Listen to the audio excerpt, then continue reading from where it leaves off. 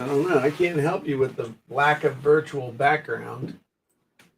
What's up, everybody? We're gonna watch Dean have a virtual background of some kind. Nah, No, no, We're both no, quiet. no, no, no, no, no, no. Photo's not in there. It's the Oh. one I wanted. The Sedona background wasn't in there. But I'll be just like you, shades of gray.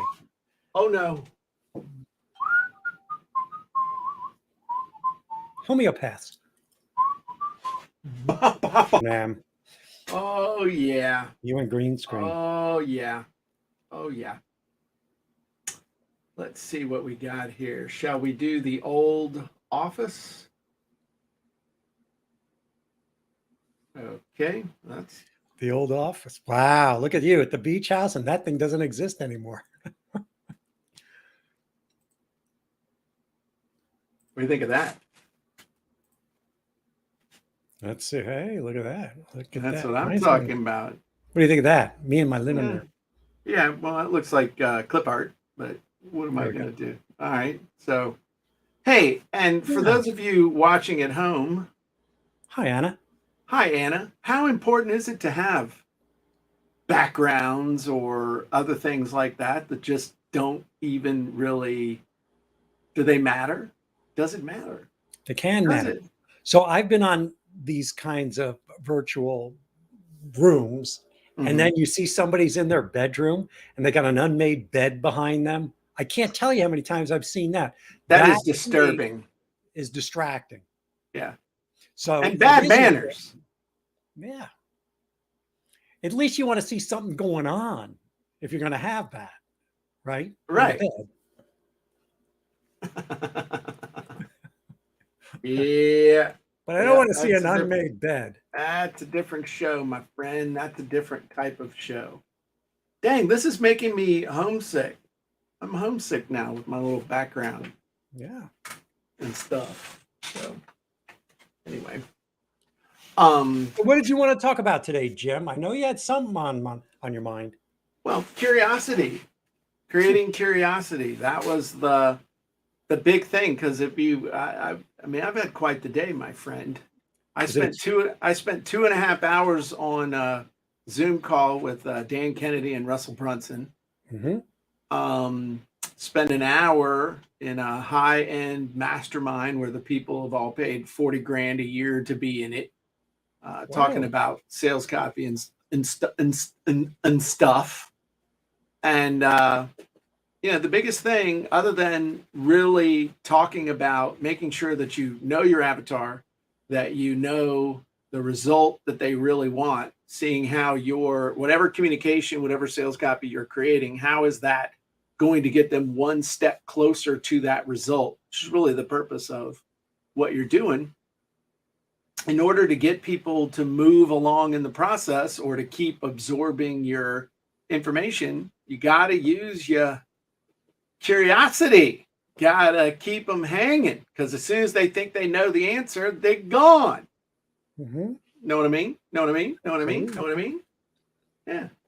So that's really what we're talking about here. I'm trying to get it so I can, this is what I need. Come on. My screenage is not, oh, look at that. Now I'm good. Anna says that's a different show, Dean.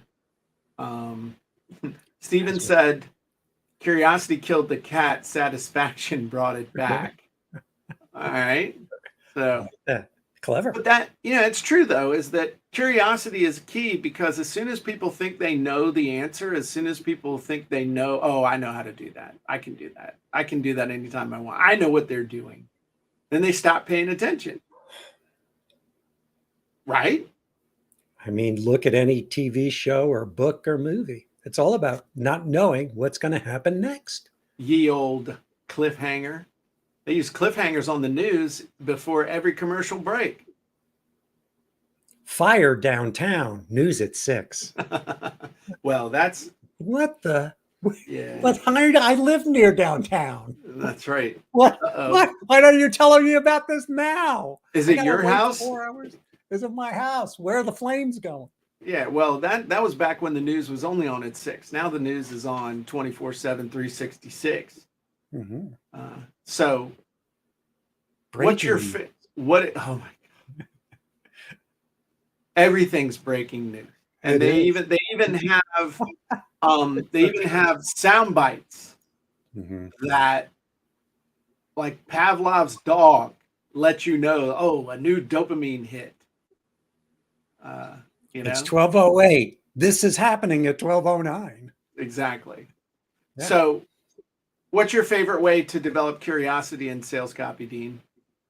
Ask a question. Why, Dean? Why? See, there you go. Leaning in.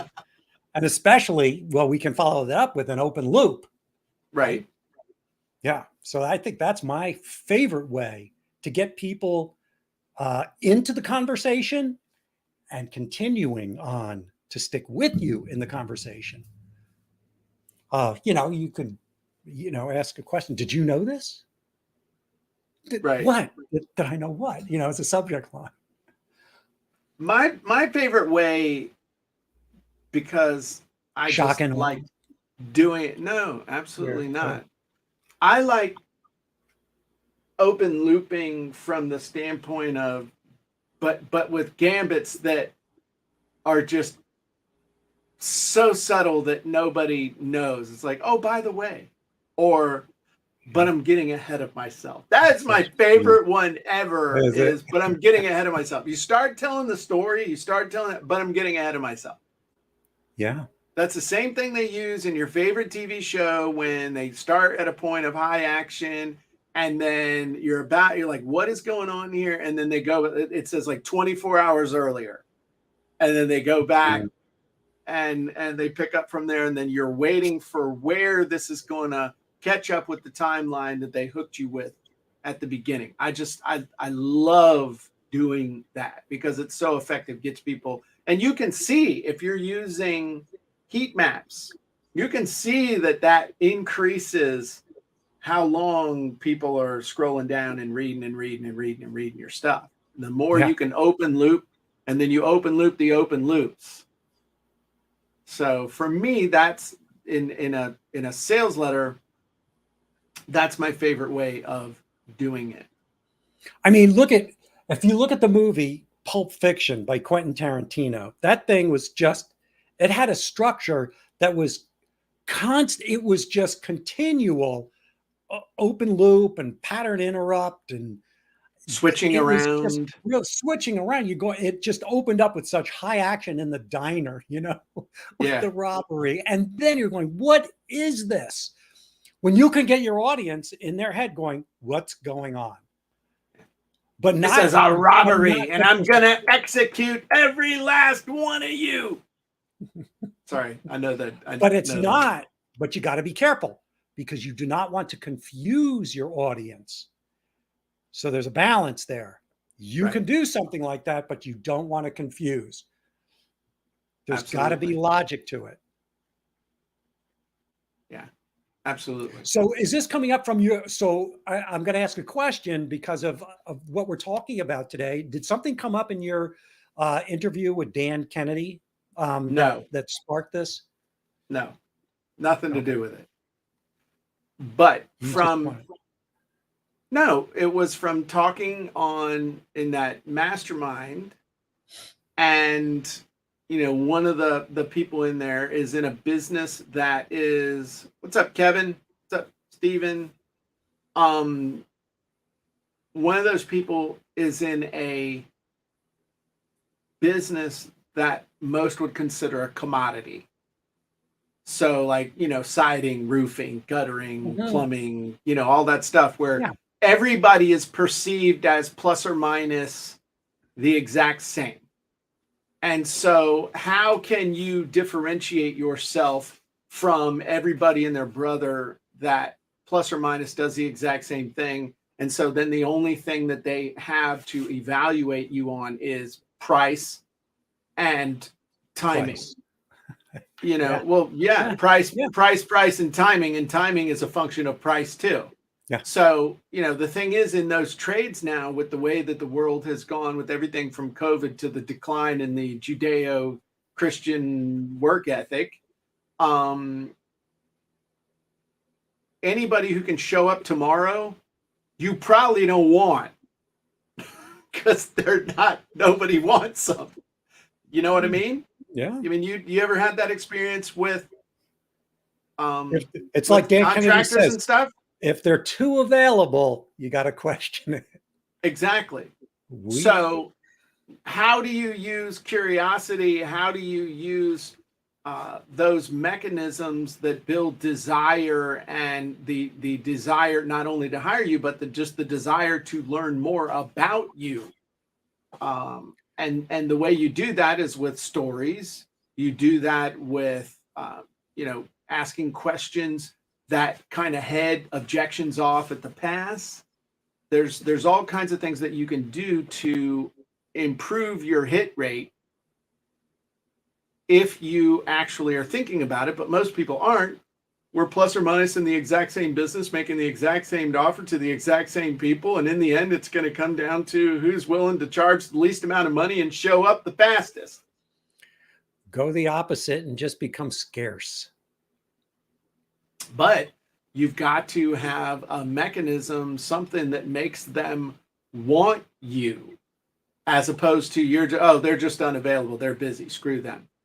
I remember.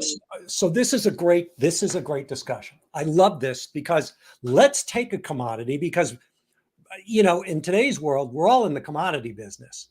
How do you decommoditize yourself? Right? How do you take yourself out of, like we say all the time, from that bloody red ocean to a clean blue ocean where it's a new opportunity? So let's talk about plumbing as a commodity and how we can create, and I'm just on the fly here, create curiosity so you make yourself stand out from all the other plumbers. I'm throwing this in your court. I mean, one of the ways that I would do it would be I would come out with a report or something. If we're talking shock and awe, 10 ways or 7 ways the plumber from the Yellow Pages will rip you off, and how to avoid them. Yeah, perfect. Okay, that would be one thing that I might try on social media. Yeah, the big mistakes homeowners make when hiring a plumber. No, but dude, that sucked. That's not your title. My title was so much better. I'm not talking about your title, and I'm not trying to one up you. I'm just saying. Exactly. They're scared of making mistakes. Yeah. What are the big things that jack people up? I don't know. I can't. I don't have. Okay, so I don't know how to fix the plumbing thing. Mm-hmm. I can't figure it out on my own by watching YouTube videos. And I don't have a plumber in my back pocket or somebody who is, I don't have a connection. And then even if I can overcome those 3, how do I know that I'm actually going to get a good plumbing job and not get ripped off? Right. How do I know I'm making the right decision in hiring this guy in the blue coveralls as opposed to, the other guy in the white coveralls? I like what Steven says, how to stop a leak until I turn up. There you go. That's good. So, that when you understand those, then you can start coming up with hooks that create curiosity. Let's go with what Steven said, though. I've had a situation in the past where we had a leak in the house that had no way to shut it off. Mm-hmm. Like if the toilet starts leaking, you turn it off at the wall. If the sink starts leaking, you turn it off underneath the sink. Okay, if the hot water heater starts leaking, you turn it off at the thing. Yeah, but if it's on the main line, holding a pipe that's not on one of those. Okay, do you stand there for 2 hours jerking around waiting for a plumber to show up, or do you go down to the street and you turn off the water main at the street, at the main? How many people know how to do that? What if you're on a well? Do you know how to do that? Actually, if you're on a well, it's real easy. You click the breaker to the well pump, and it gets rid of all. Steven says, waiting for Noah. That'd be a great name if you're a plumber. Hey, yeah, waiting for the play on. But Yeah. You know, I would just flip the breaker, and then like all the water pressure's gone and it starts to drain back down, but nobody knows to do that. So what if that was your big thing? Hey, here's the thing. Now, And you need all a these, special, if you're on city water or town water, county water, you need a special tool to turn that thing too. but We do here's a way to bypass that if you have an Allen wrench. So what here. if you call Yeah. today, I will give you the Allen wrench Oh, along with a 15% off coupon that whenever you need us, here's in case of emergency, go turn off the water with this. Now, we're just playing I around, know. You're but a I mean, 911 plumber. right. So now the thing that's going through my head is what if some chuckle-headed kid like myself were to get a hold of this information and said tool and know how to pop I don't like you don't like where this is going, right? So I'm going to go turn off my neighbor's water in the middle of the night and sit back and watch the fun while I'm cracking beers that I stole from his refrigerator on his back porch before the power went out because he's got an electrical problem because you had the main fuse box with Big. just shooting his transformer with a pellet gun. So, But this so it is all trips the great breaker. stuff because all the stuff, and even though we're joking around, these are the pains and challenges that you want to tap into to create that curiosity and those hooks. But like, okay, 10 reasons your toilet is flushing slow or filling slow or flushes slow or overflows. To reason number 1, your kid threw a Tonka truck down the thing. Take a magnet on a string and fish it down in there. Maybe you can get it back out. So you can do fun stuff too, but is your toilet running slow? Here's the 10 reasons why and how to fix it. And then every one of them is call Joe. If that doesn't work, call Joe. If that doesn't work, call Joe. If that doesn't work, call Joe. I mean, that would be a fun thing to do. And I could see a funny video where you could show like a kid throwing stuff in the toilet. Oh yeah. Like throwing in cars and like a whole roll of toilet paper or shoe, trying to shove another kid's head in there. That would be an amazing ad. And it would be, do you remember that ad? Oh, it was about 10 years ago about the blender that could blend anything. Will it blend? Will it blend? And then they just, yeah, same. I've got one of those blenders. It's a Blendtec, right? Yeah. Yeah. I got one of those. It was not cheap. Oh no, they're like Vitamix, Exactly. So it's maybe it's smoking a little legal stuff. I don't know. Legal, not a little legal stuff, not illegal. I didn't want anybody you don't even have to say that word, but that creates curiosity when you say the legal way, blah, blah, blah. There's curiosity. Yeah. The legal way to do your own plumbing. Oh, that's great. The legal way to do your own plumbing. 5 plumbing upgrades that are legal to do without a permit. Because I got these chucklehead county inspectors. Oh my God, there's a gig. There's a graft. Talk about, hey, I sort of have a real job. I drive around in a county van. And I poke my head into other people's property unannounced. I look around, pretend like I know what I'm looking at, and then I might feel like giving them their permit, or I might feel like being a jerk because my spouse, partner, significant other was maybe a little rude to me last night. And I don't happen to be in a very good mood, so I'll take it out on these homeowners or perhaps this contractor that I don't like. How come this house is taking so long? How come the roof's not on yet? Man, best thing ever happened to those people was COVID, because then they all got to stay at home. There's one guy working in the office, one person working in the office per day, per week. I'm sorry, we don't check email because of COVID. What? I literally heard that from a building inspector, building official. They're only checking email when they come back in the office, but they're working from home. but they come in once a week to pick stuff up. They're on the government dole. I'm telling you what, man. I could get me a job like that to cover all my basic expenses and not miss an entire beat of what I'm doing now. But here's why you have an advantage, because in your copy, you can use those kinds of stories to bolster your status and your availability and your skill set to say, are you going to wait for the county to do this? Why do that? I can do this for you. Well, no, yeah, I can take care of all the permits. I can take care of all the stuff. We're your one-stop shop. Don't wait for the county. That's right. You want this guy showing up at your house? That's another one, a before and after type thing. And is when this Willie, the guy you want showing up? Yeah. Oh, that's good.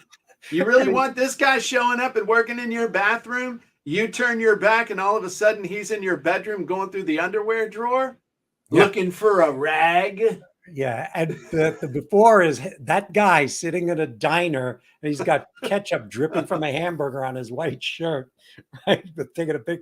You want that guy showing up?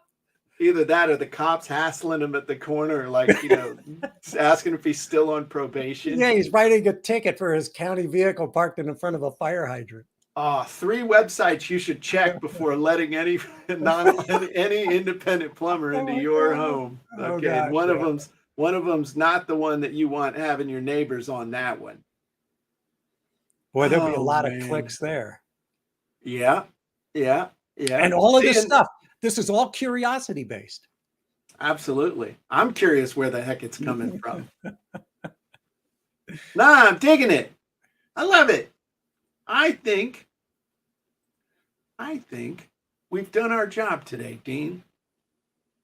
And if people are curious about how you might be able to help them with perhaps a big idea for their own business, how could they get in touch with you? Go to onebigIdeamarketing.com. All right. And Jim, that's the letter 1, right? The letter 1, bigIdeamarketing.com. And Jim, I have to ask, if people want to know about copywriting, what should they acquire? They should get a copy of my book, Copywriting Secrets. It's available from copywritingsecrets.com. I'll give you a free copy. Just pay a small shipping and handling. Over 85,000 copies have been sold all over the globe. It's been called a modern day classic. If you want more clicks, more sales, and more profits, no matter what you sell, get a copy of Copywriting Secrets today. You might wonder to yourself right now, hey, Jim, why aren't you holding up a copy of your book? That's a great question. That's because we made a video that Nancy's working on where I took a flamethrower and hit my only copy that I have here at the beach house with the book. So I got to go track down another copy of my book so that I have one to hold up. Jim, for a small fee, I can sell you my copy. That's okay. I can get one for free. All you have to do is pay a hefty shipping and handling fee. That's right. Here's a sneak preview. There it is. You can't even tell. That's right. That's a good ad. So awesome. All right, everybody. Well, we appreciate you. Thanks for joining us. And we'll talk to you next time on the Jim and Dean Show. Bye-bye, everybody. Bye.